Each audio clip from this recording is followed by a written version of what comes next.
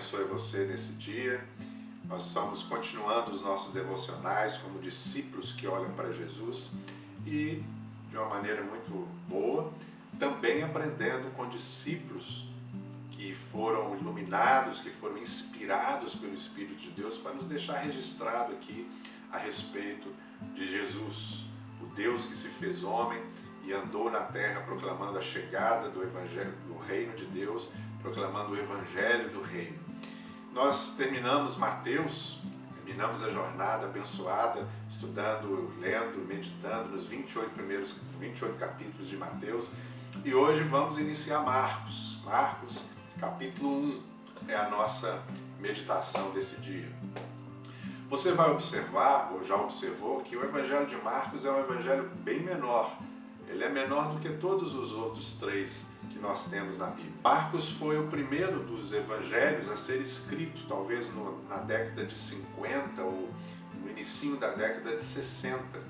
E Marcos escreve para um público de acordo com tradições e registros de pais da igreja, de líderes da igreja no início do século II e mesmo antes, que ele escreveu para irmãos que moravam na região da Itália, mais especificamente, provavelmente, para a capital do Império Romano, Roma. Esse irmão, provavelmente também, recebeu todo esse conteúdo de Pedro, embora ele também tenha vivido o seu ministério, aprendido com Barnabé, ele aparece em Atos como João Marcos, e ele também participou do ministério de Paulo, mas as tradições, esses registros dos irmãos que viveram pouco tempo depois do Marcos e da época do Marcos, vão nos dizer que Marcos recebeu e ouviu tudo isso aqui diretamente do apóstolo Pedro.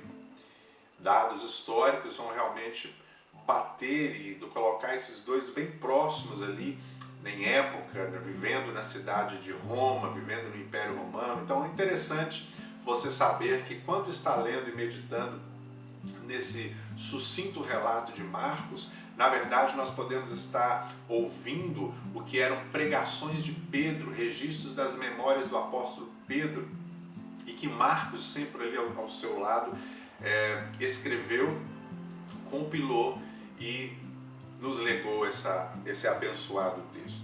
Dito isso, nós podemos começar o capítulo 1, no versículo 1, lendo: princípio do Evangelho de Jesus Cristo, o Filho de Deus. Você vai notar que esse primeiro capítulo de Marcos, como eu já disse, é um capítulo que vai dizer várias coisas, aliás, todo o Evangelho de Marcos diz, que você já leu em Mateus. Todo o conteúdo de Marcos está em Mateus, está em Lucas. E, com certeza, como eu já disse aqui, acredita-se que ele foi o primeiro escrito, que Mateus e Lucas utilizaram esse conteúdo de Marcos, dentre outros possíveis. Então, Marcos aqui, ele escreve o que você já leu em Mateus, mas você vai observar algumas características próprias do Marcos. Uma delas é ser sucinto, objetivo.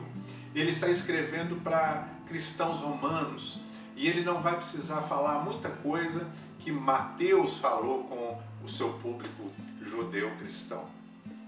Por isso ele começa dizendo assim: princípio do Evangelho de Jesus Cristo. Semelhante talvez à expressão de João em capítulo 1, quando João falou que no princípio era o verbo estava com Deus e o verbo era Deus. Marcos aqui também diz no princípio, mas olhando já para Jesus encarnado, olhando já para Jesus como aquele que anuncia as boas notícias, as boas novas da chegada do reino de Deus entre nós. E o que ele narra logo de início no capítulo 1, como esse princípio, esses fundamentos do Evangelho de Jesus Cristo? Ele vai primeiro citar no verso 2, uma profecia de Isaías a respeito do precursor de Jesus, que seria João Batista. E logo depois ele diz que João Batista fala a respeito de Jesus e já coloca Jesus em cena. E ele fala no versículo 9 que naquela ocasião Jesus veio de Nazaré da Galileia, foi batizado por João no Jordão. E quando ele saiu da água, o Espírito de Deus, do Pai, veio sobre ele, disse: esse é meu Filho amado. E ele então foi também conduzido, no verso 12, pelo Espírito, para o deserto, e ele é aquele que está ligado às profecias, ao cumprimento do que os profetas falaram. Jesus é aquele de quem os profetas falaram, como Isaías, de quem João Batista, que liga todo esse movimento profético a Cristo, falou também. Jesus é o cumprimento daquilo que Deus nos prometeu. Eu acho interessante, quando chego aqui nesse ponto, que Marcos, estando escrevendo para irmãos que estão na cidade de Roma, capital do Império Romano, poderio da época, ele está escrevendo para irmãos mostrando que o Evangelho de Jesus, o princípio do Evangelho de Jesus deve ser observado. Ele é o Filho de Deus, ele é o soberano, ele é aquele que venceu, ele é aquele que é o rei que anuncia a chegada do reino de Deus. Veja que no versículo 14, ele diz que depois que João foi preso, Jesus foi para Galiléia proclamando as boas novas ou o evangelho de Deus. Lembra? Nós estamos falando que ele é esse que proclama o evangelho. E ele dizia assim: o tempo é chegado, o reino de Deus está próximo, arrependam-se e creiam no evangelho, creiam nas boas novas. Veja quantas vezes aparece aqui nesse início do capítulo 1 de Marcos essa palavra boas novas, evangelho. E ele mostra Jesus como esse rei para esses irmãos que estão lá onde está o centro do poder do reino romano, dizendo assim: olha, de cara, eu já começo para vocês resumindo, falando o que é necessário, esse princípio do evangelho de Jesus, já fique sabendo, Jesus é o rei. Jesus é aquele que proclama a chegada de um reino. Jesus é aquele que os profetas falaram e que chegou. Ele é o Senhor dos senhores, ele é o Rei dos reis, ele chegou na história da humanidade. Eu confio a minha vida, esse dia que estamos aqui meditando, nas mãos do Senhor. Você pode confiar nas mãos dele, que é maior do que qualquer rei, qualquer império. Esse é o princípio do Evangelho de Jesus Cristo. Depois, o versículo 21 em diante, vai dizer que ele foi para Cafarnaum com seus discípulos, e logo que entrou na sinagoga, a Bíblia diz que todos ficavam maravilhados. Ele começou a ensinar, e diz Marcos que todos ficavam maravilhados com o seu ensino, porque eles ensinavam como alguém que tem autoridade, e não como os mestres da lei. Como discípulo, eu olho para Jesus aqui e te convido também a olhar comigo, como o ensino dele era diferente do ensino dos líderes religiosos da sua época. Essa autoridade que Jesus tinha, e que eu quero muito crescer nela, e os convido você a querer também como discípulo e discípula dele, está firmada, se origina do que nós acabamos de ver aqui. Ele estava atrelado, firmado nas Escrituras. Ele era cumprimento das Escrituras. Eu quero que a minha vida seja cumprimento das Escrituras.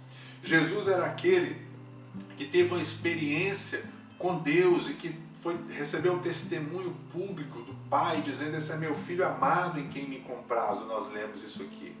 Eu quero ter de Deus um bom testemunho na minha vida. Eu quero, através da minha vida, que pessoas sejam abençoadas. E eu quero orar para que isso também aconteça na sua vida. Que esse bom testemunho de Deus a seu respeito, que essa boa coisa que Deus falar, fizer, ou bem dizer a nossa vida, seja a fonte da nossa autoridade. É interessante como Marcos coloca essa expulsão de demônios relacionada com o ensino de maneira tão enfática. E o verso 27 diz de novo: eles ficaram tão admirados e perguntaram uns aos outros: o que é isso? Um novo ensino? Talvez a sua tradução esteja uma nova doutrina. A palavra doutrina significa ensino. Um novo ensino e com autoridade. Até os espíritos imundos ele dá ordem e eles lhe obedecem. E as notícias a seu respeito se espalharam rapidamente por toda a região da Galiléia. Mas além de eu ver isso como um sinal de que ele é o meu rei que chegou, o Messias, eu também vejo, como eu me referi agora há pouco, esse exemplo que eu quero muito seguir. Ele é fruto do cumprimento da palavra do Pai. Eu também quero isso na minha vida e quero isso para a tua vida. Isso dava autoridade a Jesus.